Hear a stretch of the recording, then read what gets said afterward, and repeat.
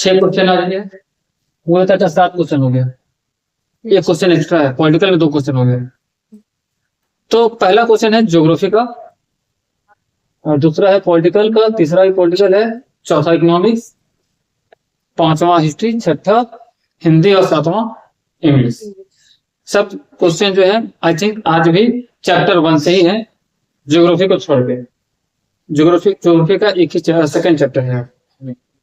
तो ज्योग्राफी में क्वेश्चन है विश्व के जनसंख्या वितरण, घनत्व और वृद्धि पर प्रकाश डालें। तो सवाल क्या है कि जनसंख्या का वितरण कैसे होगा, कहां पे ज्यादा जनसंख्या है, कहां पे कम जनसंख्या है, और इसके कारण क्या है, और घनत्व क्या है, और ये कहां बढ़ रहा है, कहां पे घट रहा है। ये पूरा चैप्टर ही जो है इसी पे कंक्लूड है। शायद लोगों को पता है या नहीं है, रजिस्टर्ड कंट्री दुनिया में लगभग 206 हैं। 206 देश हैं जो कि पंजीकृत हैं, उनको लोग गवर्नमेंट रिकॉर्ड में जानते हैं। लेकिन दुनिया में देशों की संख्या लगभग 250। और अगर करंट शेड्यूल में आप बात करो, करंट टाइम में बात करो, तो दुनिया की पॉपुलेशन कितनी है, कुछ आइडिया है? पूरी दुनिया का आबादी जो है आज की डेट में 800 करोड़ है। 8 अरब। कितना है? 8 अरब है। और 8 अरब में 60% पॉपुलेशन जो है वो 10 देशों का है। 8 अरब में 60% आबादी जो है मात्र 10 देशों में निवास करती है। कितने देशों में? 40% के लिए 240 देशों में। उससे भी बड़ी बात क्या, पहले तो आप 10 देश जान दोगे कौन कौन है। तो नंबर 1 पे अनऑफिशियल तौर पे भारत है, क्योंकि भारत में 2011 के बाद जनगणना नहीं हुआ। 21 में होना था तो उस समय कोविड आ गया, जिसके चलते नहीं हो पाया। लेकिन अनऑफिशियल तौर पे भारत नंबर 1 पे है, और ऑफिशियल तौर पे चाइना नंबर 1 पे। भारत, चाइना, तीसरे पे है संयुक्त राज्य अमेरिका। और अभी तो आप शौक हुए थे कि 800 करोड़ में 60% अगर आप काउंट कर लो तो लगभग 480 करोड़ मात्र 10 देशों के पास है। आपने ये काउंट किया 60%। 800 में 480 करोड़ मात्र 10 देशों के पास है, और बाकी जो बचे 320 करोड़ उसमें 240 करोड़। सोचो क्या पॉपुलेशन और घनत्व कितना है। तो पहले में कौन था? चाइना ऑफिशियली, तो हम लोग तो ऑफिशियल आंसर एग्जाम लिखा हुआ तो ऑफिशियल लिखेंगे ना। तो नंबर 1 चाइना, 2 इंडिया, 3 अमेरिका, संयुक्त राज्य अमेरिका, यूएसए, 4th पे है इंडोनेशिया, 5वें नंबर पे है ब्राजील, 6ठे पे छोटा सा जो पाकिस्तान है पड़ोसी, वो 6ठे स्थान पे है, 7वें पे रूस, और 8वें पे बांग्लादेश, 9वें पे जापान, और 10वें नंबर पे आता है नाइजीरिया। तो पूरी दुनिया की आबादी 800 करोड़, और ये 10 देश मिलके अकेले 60% पॉपुलेशन रखते हैं, मतलब 848 लगभग 480 करोड़। और अभी तो रुको, इसमें से ऊपर के 3 हैं वो अकेले रखते हैं 40%। भारत, चीन और अमेरिका, ये 3 मिलके पूरी दुनिया के पॉपुलेशन का 40% यहीं पे है, यानी कि 800 का 32 लगभग 320 करोड़। सिर्फ भारत, चीन और अमेरिका को जोड़ दो तो 800 करोड़ में 320 करोड़ ये 3 ही देश। तो जनसंख्या का वितरण असमान है, कहीं बहुत ज्यादा है और कहीं बहुत कम है, तभी नहीं कंडीशन आया। इसका कारण क्या है आपको ये जानना होगा। तो सबसे पहले जनसंख्या का घनत्व और वितरण को जानना है। तो घनत्व निकालने के लिए 2 तरीकों को अपनाया जाता है। एक होता है अंकगणितीय जनसंख्या घनत्व, और एक होता है कारक अथवा पोषक घनत्व। एक होता है पोषक घनत्व और एक होता है अंकगणितीय। 2 तरीके से घनत्व को मापा जाता है। मापने के लिए क्या है, तो जनसंख्या तथा क्षेत्रफल के बीच का जो साधारण अनुपात निकलता है, रेशियो निकलता है, उसी से नापते हैं। यानी कि जनसंख्या का घनत्व इक्वल टू कुल जनसंख्या बटे कुल क्षेत्रफल। तो फॉर्मूला क्या है, जनसंख्या का घनत्व इक्वल टू टोटल जनसंख्या, टोटल पॉपुलेशन बटे टोटल एरिया, कुल क्षेत्रफल। तो यह फॉर्मूला हो गया। विश्व में जनसंख्या के घनत्व की बात की जाए तो ये बिल्कुल असमान है, वितरण जो है ना बहुत असस्टेनेबल है, असमान है, कहीं बहुत ज्यादा है तो कहीं बहुत कम है। ऐसा इसलिए कि विश्व का 90% जनसंख्या जो है पृथ्वी के मात्र 10% स्थान पर रहती है। 90% पॉपुलेशन के लिए 10% एरिया ही सुटेबल है और 90% एरिया में 10% पॉपुलेशन है। आपसे पूछेगा कि विश्व की 90% जनसंख्या के लिए कितना भूमि प्रयोग हुआ, तो मात्र 10%। इसके बाद विश्व का लगभग 33% तक 33% भाग जो है वो क्या है, मानव विहीन है, वहां पे ह्यूमन है ही। कितने परसेंट पे, 33%। और विश्व का औसत जनसंख्या घनत्व 2011 के अनुसार 51 व्यक्ति प्रति वर्ग किलोमीटर है। 2011 के अनुसार, एमसीक्यू के लिए ये सब ध्यान रखिएगा, नोट डाउन कर लीजिएगा। 2011 के अनुसार औसत जनसंख्या घनत्व कितना है, 51 व्यक्ति प्रति वर्ग किलोमीटर, यानी कि 1 स्क्वायर किलोमीटर में मात्र 51 लोग। अगर ये इंडिया, चाइना, अमेरिका जैसे जगहों को देखिएगा तो आपको मजाक लगे, लेकिन मजाक तो तब लगेगा कि आप पढ़ते हो कि धरती पे 1 किलोमीटर पे कितने बच्चे थे, कितने लोग थे, 51। लेकिन अगर एक देश है जिसका नाम है मोनाको ने, अब मोनाको का पॉपुलेशन पता है कितना है, 1 किलोमीटर में वहां पे 23,607 लोग रहते हैं।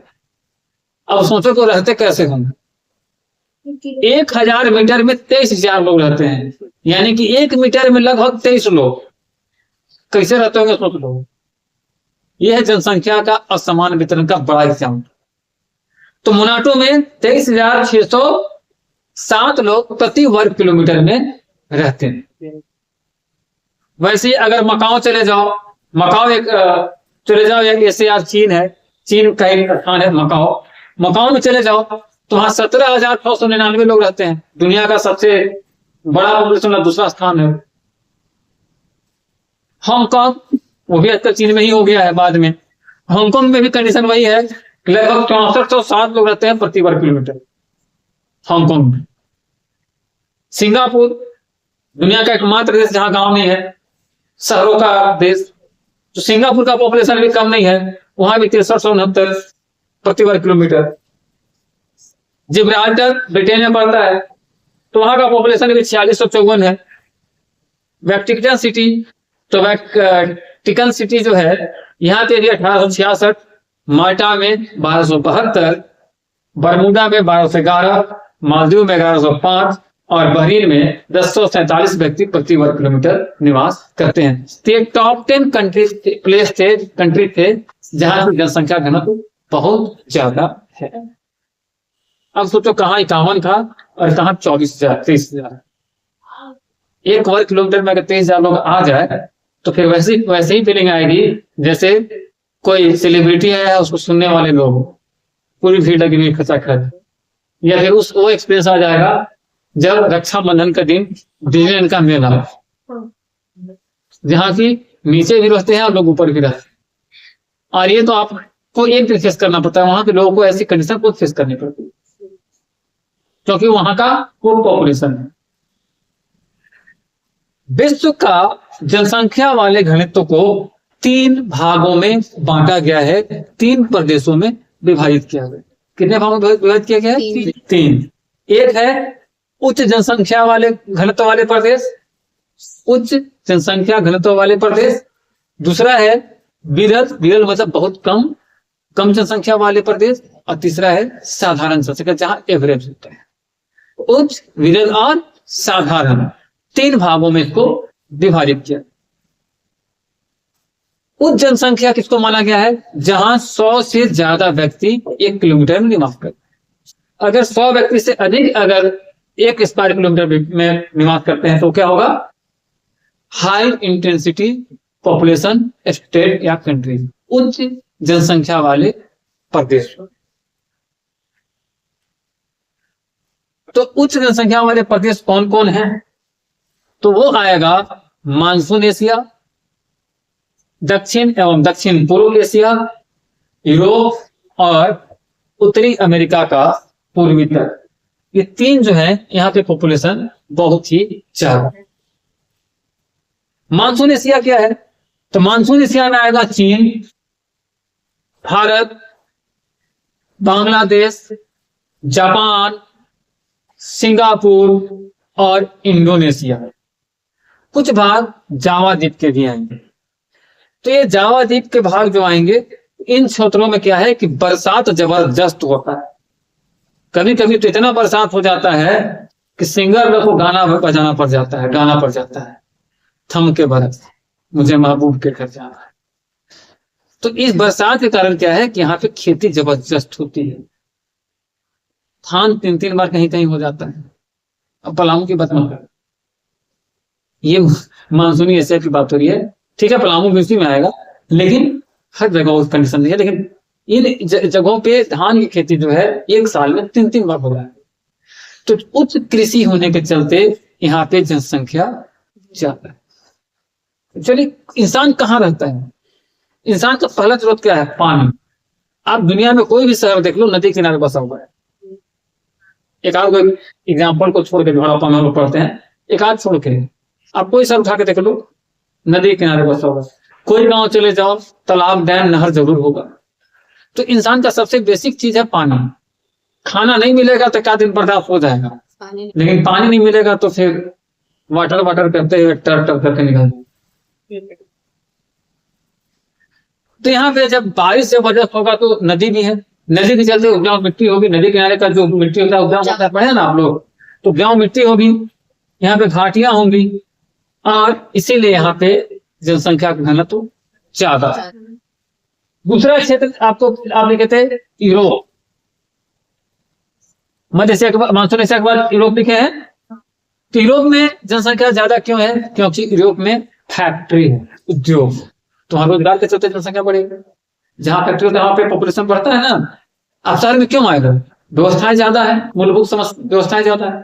तो यूरोप में जनसंख्या किससे ज्यादा है? वहां पे फैक्ट्री है। तीसरा है उत्तर अमेरिका का पूर्वी तट, यानी कि जो कनाडा वाला एरिया है। तो यहाँ पे क्या है? तो यहाँ पे इसलिए है कि ये डेवलप एरिया है, दुनिया के सभी लोग वहीं जाना चाहते हैं। कपिल शर्मा का जो शो चलता है ना, वो भी वहीं से शूट होता है, कनाडा से। तो उच्च जनसंख्या घनत्व वाले क्षेत्र को समझ में आ गया। अब आते हैं विरल जनसंख्या। तो विरल जनसंख्या उसको कहा गया है जहां पे 1 या 2 व्यक्ति प्रति वर्ग किलोमीटर में रहते हो, यानी कि 1 वर्ग किलोमीटर में 1 या 2 व्यक्ति ही रहते हैं। तो ऐसे प्रदेश जो है पृथ्वी की धरातल पर लगभग 95 करोड़ वर्ग किलोमीटर में फैले हुए, यानी कि जितना पृथ्वी है उसका 3 भाग ऐसा है वहां पे पॉपुलेशन एकदम नहीं है, 1 या 2 लोग रहता है। यानी कि पृथ्वी का कितना भाग? 1/3 भाग, लगभग कितना? 95 करोड़ वर्ग किलोमीटर में लगभग 1 या 2 लोग ही रहते हैं। कारण क्या है? तो उसमें एक है उष्ण मरुस्थल। उष्ण मरुस्थल जैसे सहारा हो गया, कालाहारी हो गया, अटकामा हो गया, पश्चिम ऑस्ट्रेलिया हो गया, अरब हो गया, थार हो गया, सोनारन हो गया। तो मरुस्थल में आदमी कहाँ मिलेगा? वो तो फिर मरुस्थल में जाएगा तो फिर वही ना गाना गाएगा, तड़प तड़प इस दिल से आह निकलती रही। पानी बिल्कुल नहीं करेगा, मुंह जाएगा सोच में।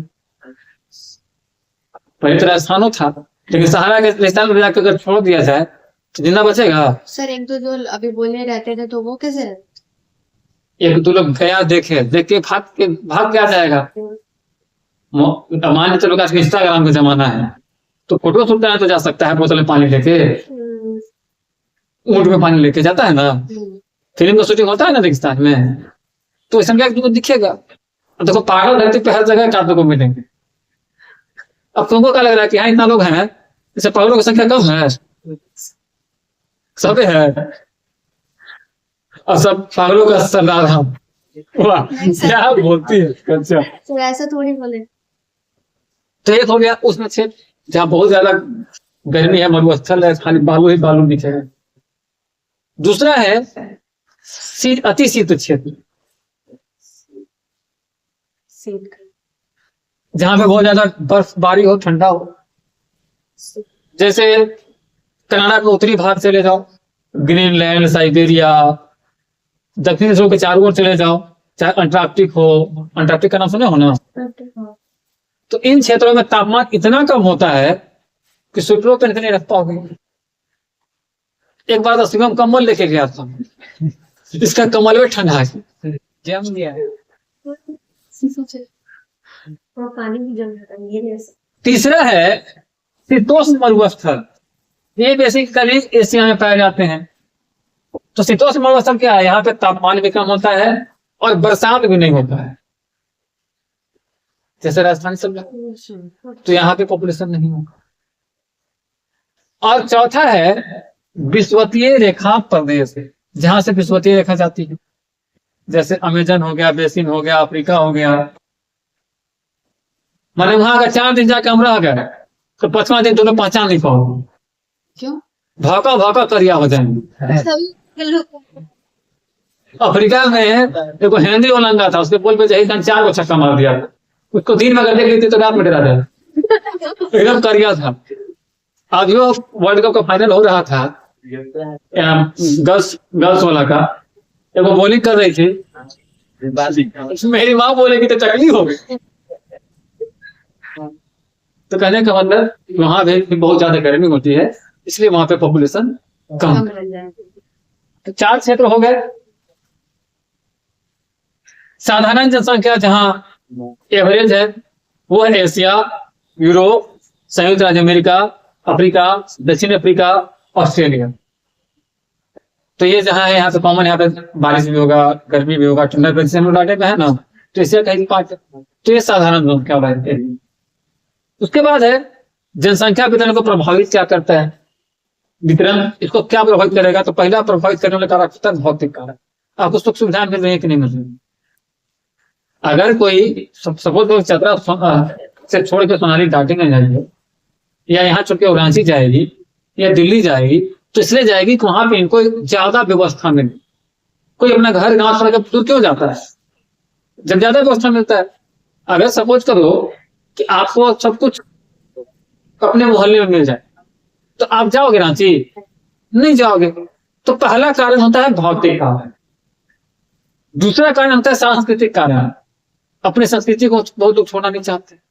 सांस्कृतिक लगाव, जैसे हम लोग यहाँ बोल रहे हैं तो अपनापन है, अपना भाषा है। अब यही तो मान लो बैठी हुई हो और हम पढ़ाना शुरू कर दें, तो ठीक हो कि समझ में नहीं आएगा, और हमको समझ में आएगा कि हम क्या बोले। तो ये कल्चर, हंसते हंसते रोना नहीं है, हंसते हंसते सिर्फ हंसना है। सपोज कीजिए ना कि एक घर में चावल, कोई पूजा कर रहा है, कोई नमाज पढ़ रहा है, कोई कैंडल जला रहा है, तो एक जगह एडजस्ट करना मुश्किल होता है। लेकिन अगर चारों एक ही चीज कर रहे हैं तो चारों लोग एडजस्ट करते हैं, चाहे पूजा ही हो, चाहे नमाज ही हो। तो दूसरा कारण होता है सांस्कृतिक कारण।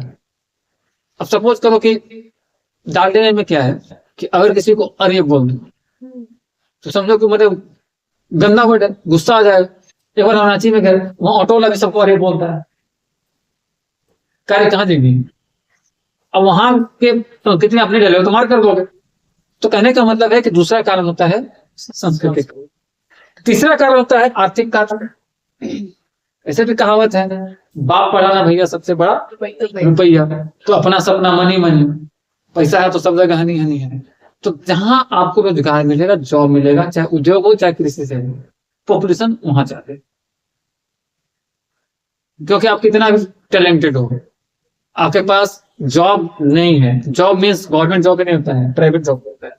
एग्रीकल्चर का रिसोर्स नहीं है, कोई प्राइवेट जॉब नहीं है, कोई फैक्ट्री नहीं है, तो आप करोगे, तो फिर आप जाओगे वहां जहां पे जॉब क्रिएशन हो। तो तीसरा कारण क्या है? आगे बढ़। और चौथा कारण है राजनीतिक कारण। राजनीतिक कारण कि जहां पे स्थिर सरकार हो, जहां दंगा ना हो, जहां मर्डर, गोलीबारी, बम बारूद न चलो। तो ये चौथा।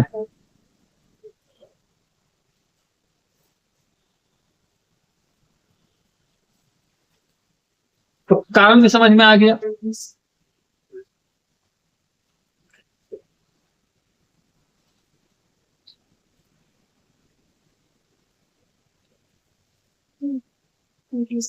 तो इसमें इतना ही। अगले क्लास में हम लोग जन्म दर और मृत्यु दर के बारे में पढ़ेंगे कि ये कैसे निकाला जाएगा और ये कहाँ हो। तो ये पहला क्वेश्चन का टोटल बीडी कैसे होता है, घनत्व कैसे होता है, वितरण कैसे होता है, कंफर्म हो गया। कोई डाउट किसी को? थोड़ा सा लंबा चलो, लेकिन हमको लगता है कि क्लियर हो गया। उसके बाद अगला क्वेश्चन है पॉलिटिकल साइंस का, है कि लॉ ऑफ आवरण से आप क्या समझते हैं और इसका प्रयोग सबसे पहले किसने किया?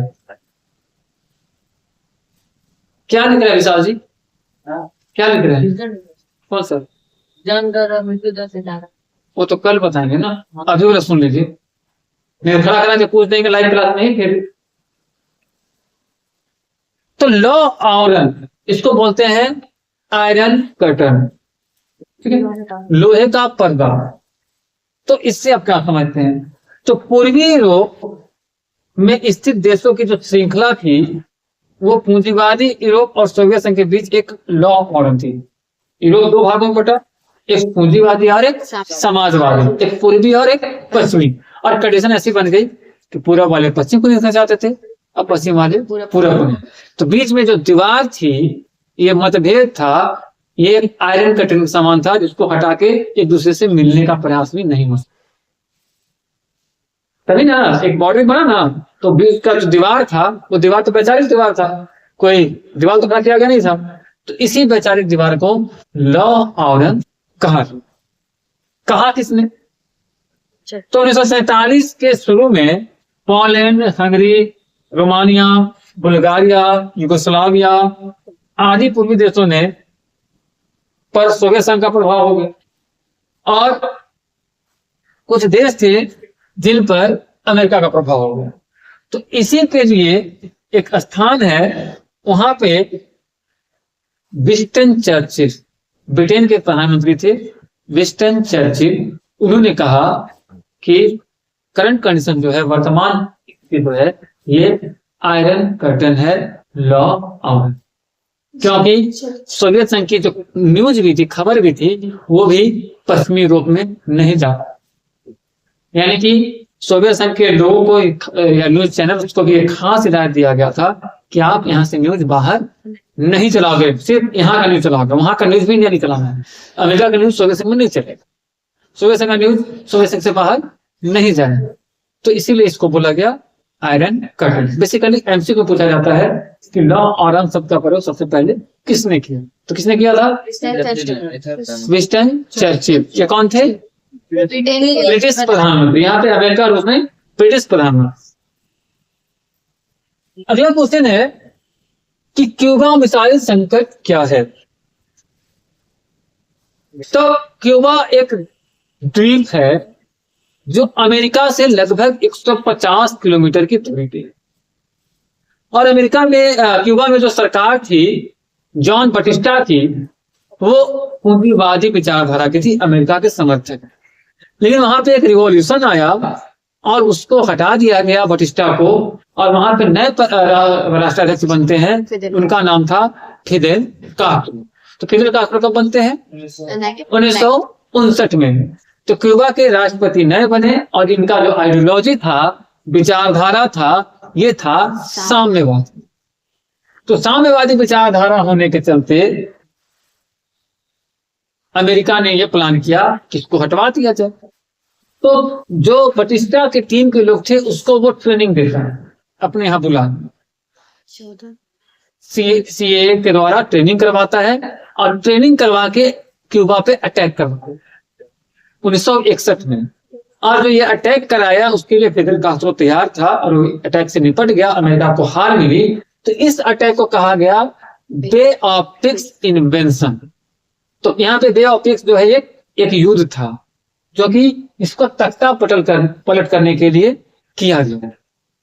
तो जब बे ऑफ पिक्स इन्वेंशन होता है तो हालांकि फिडेल कास्ट्रो उससे लड़के जीत जाता है, लेकिन उसके दिमाग में एक बात घर कर जाती है कि अमेरिका कभी भी फिर से अटैक कर सकता है। किसको? सोनाली, किसको? क्यूबा में किसको? क्यूबा में किसको? किस व्यक्ति? फिडेल कास्ट्रो। फिडेल कास्ट्रो का डर हो जाता है कि कहीं ना कहीं अमेरिका हम पे फिर से अटैक कर दे। तो फिडेल कास्ट्रो जो है यूएसएसआर से मदद मांगा, और यूएसएसआर इसी इंतजार में ही था, क्योंकि अगर वो परमाणु लगा देता तो अमेरिका को कभी भी उड़ा सकता। और यूएसएसआर की जो राष्ट्रपति थी कि था नाम था निकिता क्रुश्चेव। खाली मिखाइल गोर्बाचेव याद रखोगे। तो 1962 में मिखाइल गोर्बाचेव नहीं थे, निकिता क्रुश्चेव थे। उन्होंने अपनी एक प्लाटून जो है परमाणु मिसाइलों की वो भेज दी क्यूबा, और उसको अमेरिका की तरफ मुंह करके ऐसे लगाया जाने लगा, एकदम ऐसे। और कौन सा मिसाइल था? परमाणु। और जब वो लगा देता है तो अमेरिका का जो रडार है, जो कि इन्फॉर्मर विमान है, इसको क्या बोलते हैं, जासूसी विमान है, उसका नाम था U-2। तो U-2 विमान 14 अक्टूबर 1962 को ऊपर से फोटो खींचता है। गाना बजता है बैकग्राउंड में, तो खींच मेरी फोटो, और खच खच खच कर फोटो खिंचा रहा है। किसका? निकिता क्रुश्चेव का परमाणु मिसाइल का। और वो फोटो खींच के ऊपर ही से भेज देता है अमेरिका के राष्ट्रपति जॉन एफ कैनेडी को। और जॉन एफ कैनेडी को पता चलता है कि MRRM मिसाइल जो है वो रूस ने, सोवियत संघ रूस ने उसकी तरफ मुंह करके लगा दिया है। MRRM मतलब मध्यम दूरी पे मार करने वाली परमाणु मिसाइल, यानी कि ये इतनी शक्तिशाली परमाणु थी कि पूरे अमेरिका को कभी भी खत्म कर सकती। अमेरिका प्रयास करता है, सोवियत संघ नहीं मानता है। तो 22 तारीख को टीवी पे आते हैं कौन? जॉन एफ कैनेडी आते हैं रात के 8 बजे। अब बोलते हैं भाइयों बहनों मित्रों,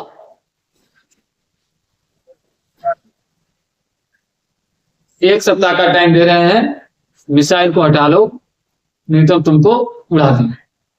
यानी कि खुली चेतावनी देते हैं, खुला प्रतिक्रिया व्यक्त करते हैं यूएसएसआर के खिलाफ जॉन एफ कैनेडी टीवी में के माध्यम से, न्यूज के माध्यम से। और उसके बाद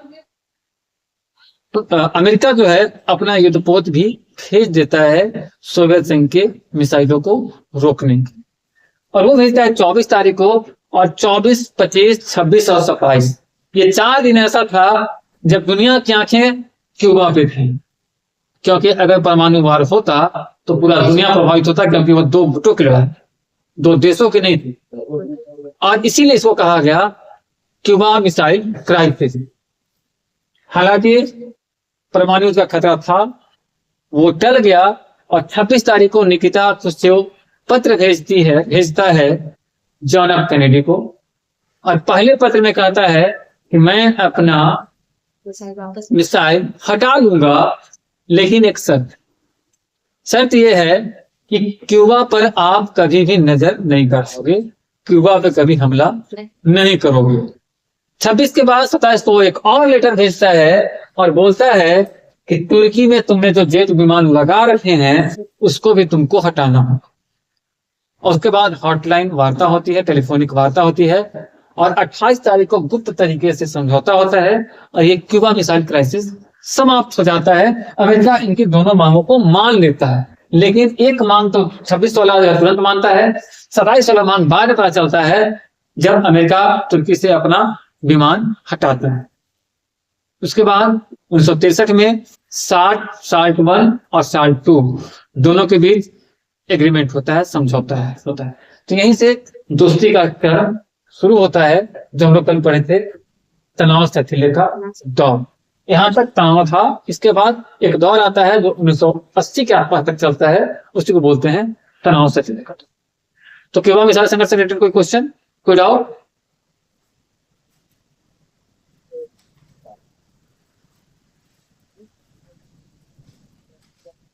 कोई डाउट नहीं है?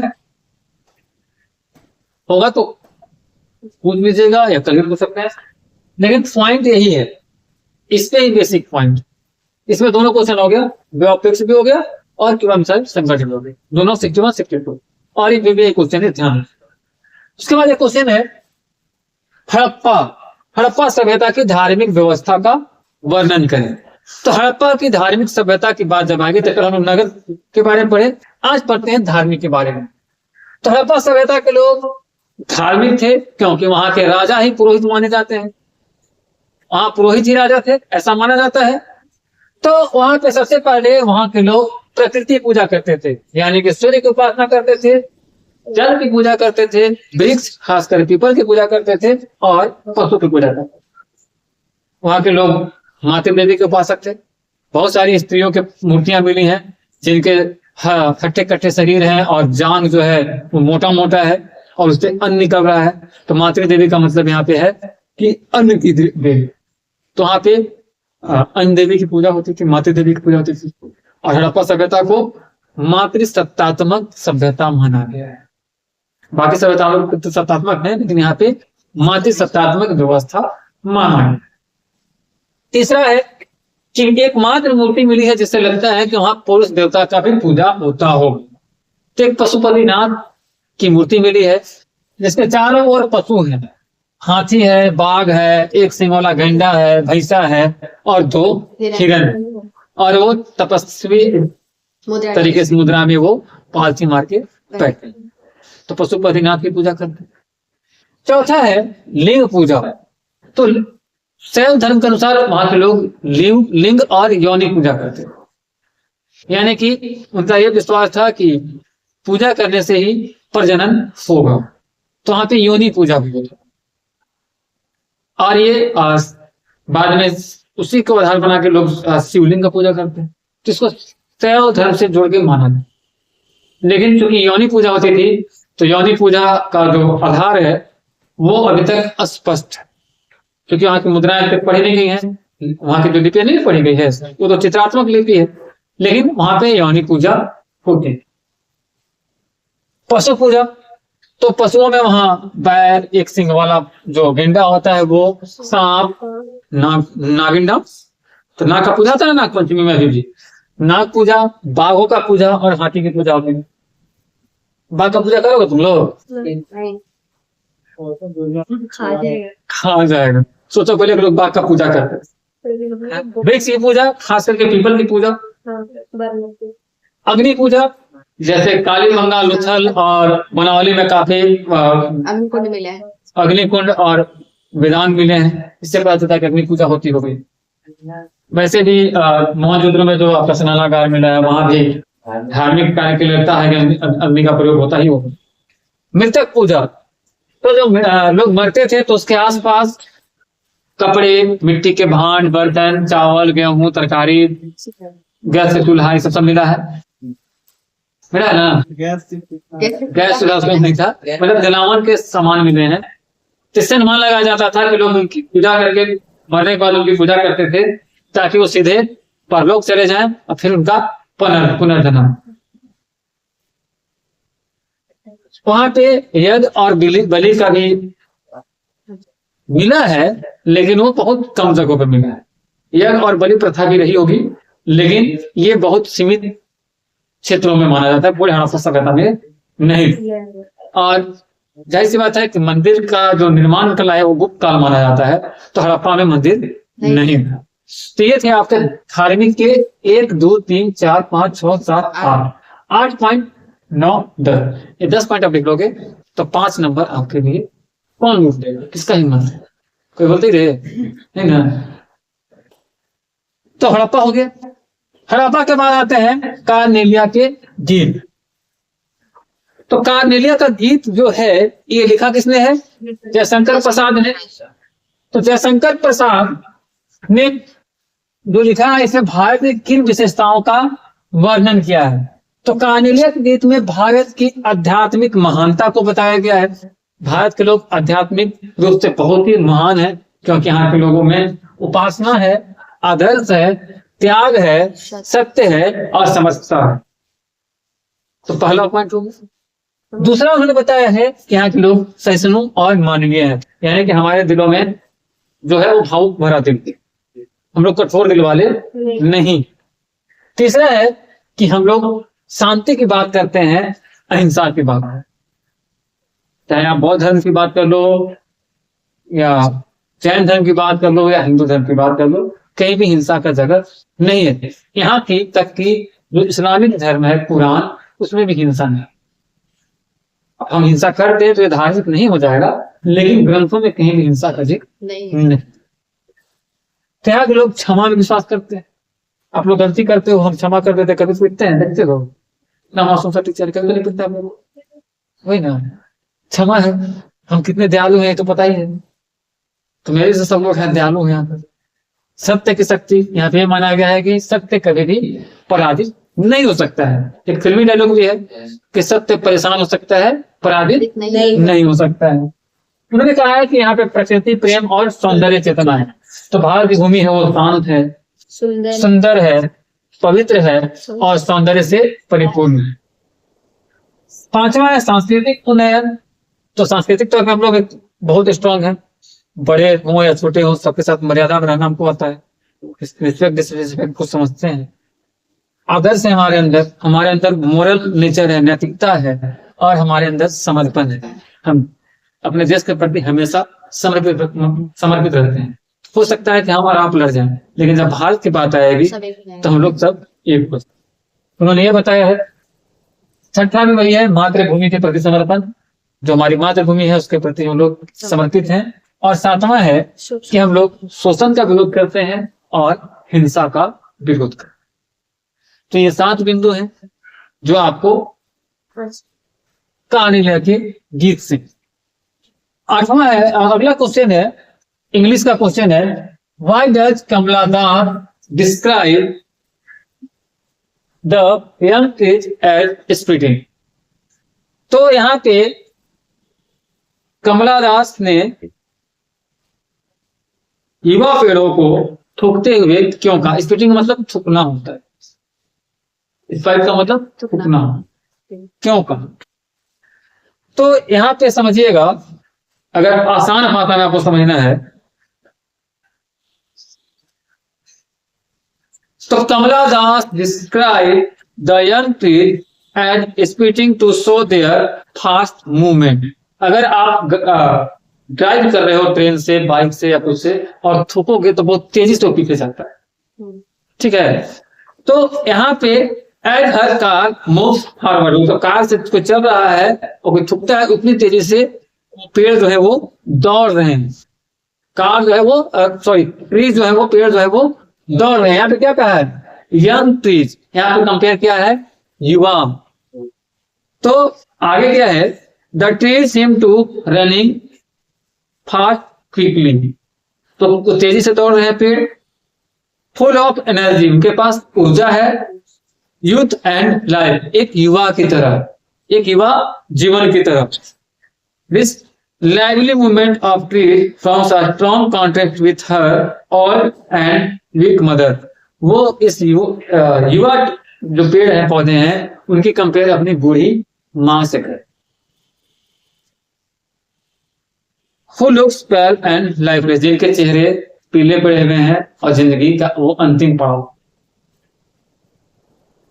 Thus the word spitting highlights, तो स्पीडिंग वर्ड है, इसको हाईलाइट किया है, स्पीड को, गति को, यूथफुलनेस युवा को, and contrast between life and ageing, उम्र और जीवन के बीच जो संघर्ष है, इसको ये बताया गया है स्पीडिंग के। ठीक है, तो अगर ऐसा लिखना चाहते हैं तो बेसिकली देखो, स्पीडिंग का यहाँ पे जो कंपेयर है, पहला है स्पीड गति, दूसरा है यूथ, युवा, तीसरा है मूवमेंट और चौथा है फ्रेशनेस। एक यूथ होता है वो गति से काम करेगा और क्या करेगा,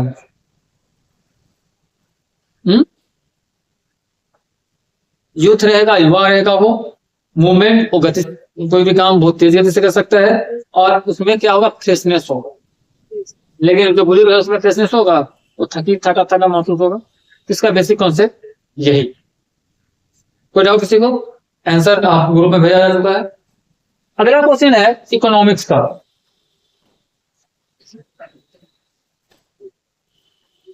इकोनॉमिक्स का क्वेश्चन है अर्थव्यवस्था की मुख्य समस्या क्या है।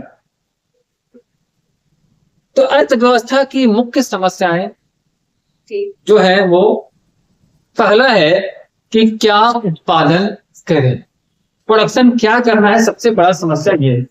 क्योंकि मान चलो कि हम स्वेटर का प्रोडक्शन कर दिए और गर्मी का दिन आ गया, ठीक है क्या नहीं। तो पहला समस्या है क्या उत्पादन करें। दूसरा है कि अगर हमको एक प्रोडक्शन करना है स्वेटर का ही, तो कैसे उत्पादन करें, हाथ से बनवाएं या मशीन से बनवाएं। तो दूसरा समस्या आएगा कि कैसे उत्पादन करें। पहला समस्या क्या है, क्या करें, दूसरा है कैसे करें, तीसरा है कि जो प्रोडक्शन कर रहे हैं ये किसके लिए करें, और चौथा है कि संसाधनों का कुशलतम प्रयोग कैसे करें। कोई भी चीज है ये पानी में, तो इसको सबसे ज्यादा उपयोग क्या होगा कि पूरा पी जाए, थोड़ा सा बचेगा तो यूज नहीं ना होगा। तो जो भी हमारे पास रिसोर्स है उसका मैक्सिमम यूज कैसे करें।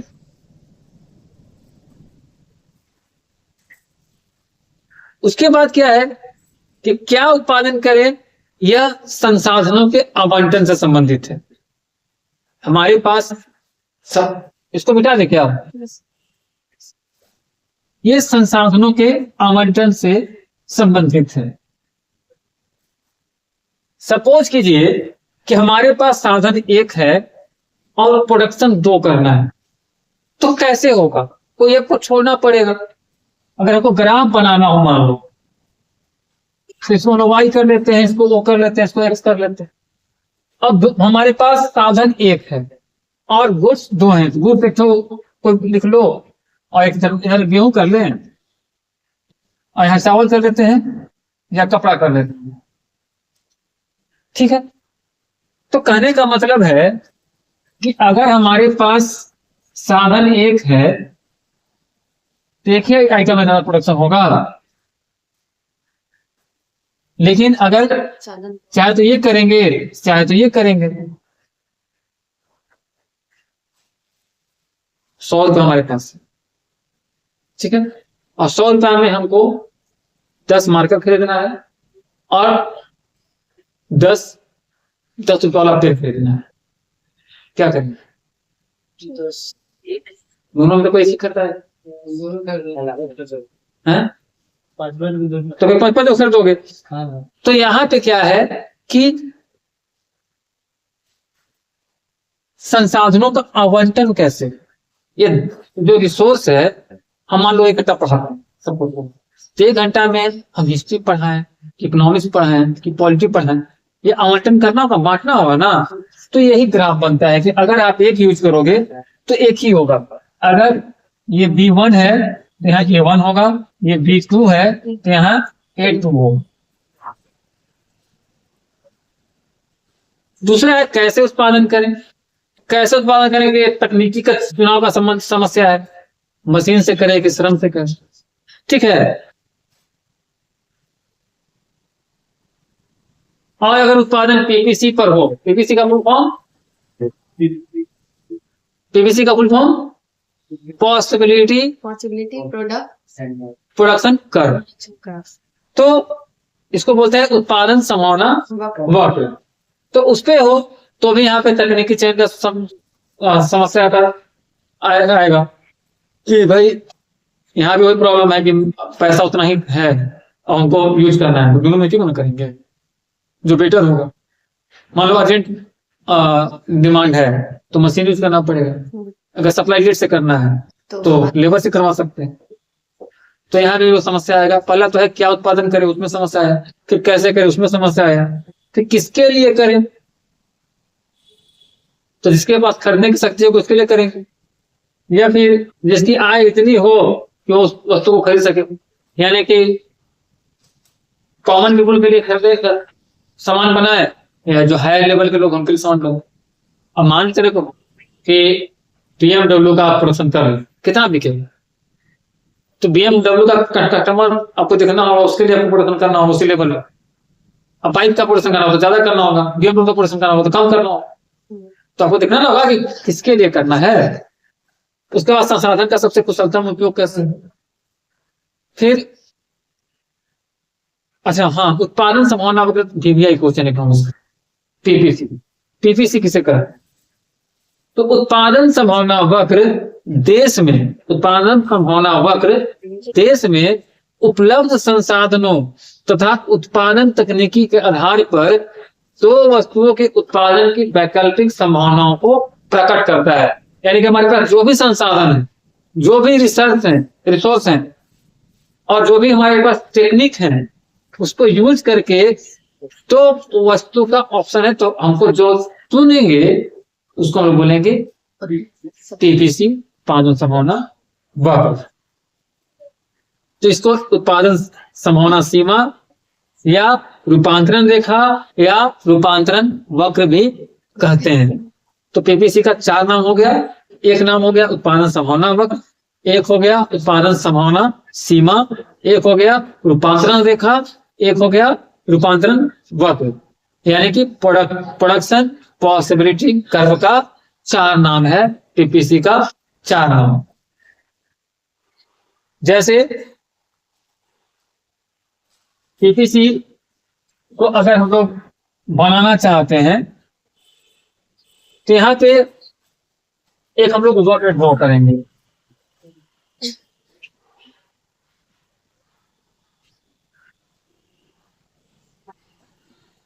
अगर गेहूं उत्पादन करेंगे तो अगर टन में उत्पादन गेहूं करेंगे 1 2 3 4 5 तो टन में अकाउंट नंबर ले लो। और मशीन, तो मशीन किस में होगा, 1000 में होगा, ये टन में नहीं ले जाएगा, तो 1000 में। तो यहाँ पे क्या है कि अगर ये है तो मैक्सिमम क्या होगा, ई होगा। ये है तो ये हो जाएगा आपको डी, ये है ये हो जाएगा सी, ये है ये हो जाएगा डी, और नीचे क्या होगा M1 M2 M3 M4। यानी कि जितना ज्यादा मशीन लगाएंगे या जितना ज्यादा उत्पादन का वस्तु लगाएंगे उतना ज्यादा हमारा प्रोडक्शन होगा। ये क्या था, गेहूं है। 1 2 3 4 5, ज्यादा मशीन लगाए तो ज्यादा उत्पादन हुआ, कम मशीन हुआ तो उत्पादन कम हुआ, उससे भी कम हुआ तो उससे भी कम हुआ, ठीक है ना। तो ये संभावना है, पॉसिबिलिटी कर्व है,